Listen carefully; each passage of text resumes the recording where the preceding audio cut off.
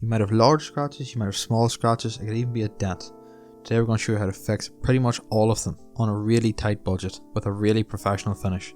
I'm just looking at our stats here.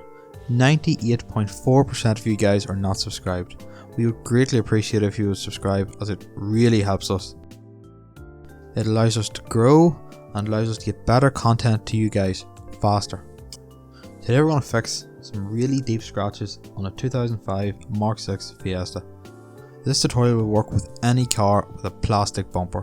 Might not have to be plastic, probably work with metal too. The whole process costs us no more than £40 if you exclude the heat gun. If you add in the heat gun, $55, still cheaper than going to a body shop, and it looks great. This is a different style of video. We don't usually do after the fact voiceovers, but I think they sound better than recording there and then, with wind noise and stuff like that. If your scratches, like mine, were deep and couldn't just be painted over, you'll need to get some filler. This is a filler, a multi-purpose filler I bought called Eyes Upon. I got this 250ml container of it in Alfred's for just £8. It works by mixing a hardener and a base, and once you mix them together they will harden and you'll be able to sand it and paint right over it. The only problem is it dries within 15 minutes. You could use less hardener to make sure it dries slower. I wouldn't recommend it because that's not what they say in the instructions. Once it's done, I recommend using rubbing alcohol, as I just said, to clean the area, because any dust will ruin this process. I made the mistake of using regular primer here. I would really advise getting filler primer, because if, like me, you're an amateur and you do not get all the holes perfectly sanded over, the filler primer will hopefully fill in most of those holes. I just got regular primer. The link will be in the description where you get filler primer instead, as it will greatly help this.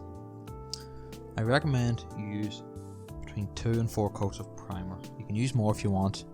I recommend trying to use as little as you can to cover the area. In order to ensure this whole process goes as smoothly as you can, I recommend getting a heat gun. It may sound a bit daunting, but you can get a heat gun on eBay for £15. The same one I have here, I'll link it in the description. It's worked great for us and it should work great for you too. I'd recommend even applying a bit of heat to the bumper. It just seems to help everything adhering to it. In between every coat of primer, make sure to use the heat gun to thoroughly dry it. Once you're happy that the primer has covered the area, I'd recommend giving it another wipe with some more alcohol, then a bit of heat, and start on your base coat. This colour I have here is called Ford Aqueous Blue 24. It's quite hard to find. You'll usually find it in the driver's manual in the glove box, or you should find it in the door jamb on the passenger side. If not, Google will probably help you as to where to find your paint. I get this paint mixed in a local auto paint shop. I will put a link in the description as to where on Amazon or eBay or even other sites you can get custom made paint. The one I got thankfully came with the clear coat, so I didn't have to buy it separate. You'll want to put your base coat on in small layers. You don't want to put it on thick or it'll potentially run and it will look dreadful. Put it on nice gentle coats.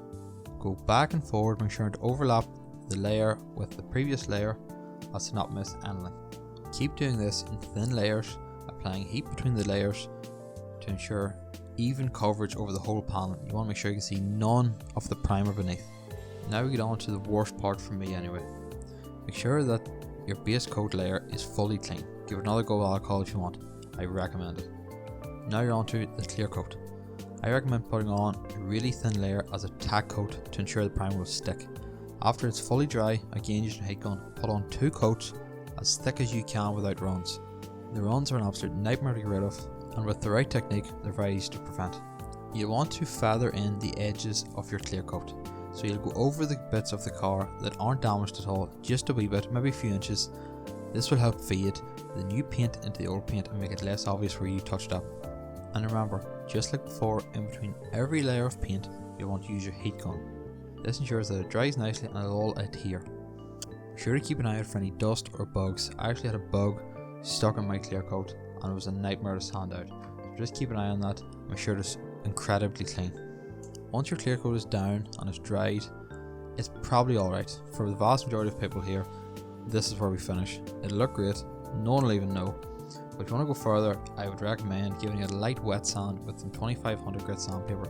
You could actually do the whole car like this. It'll look incredibly shiny, it'll look great.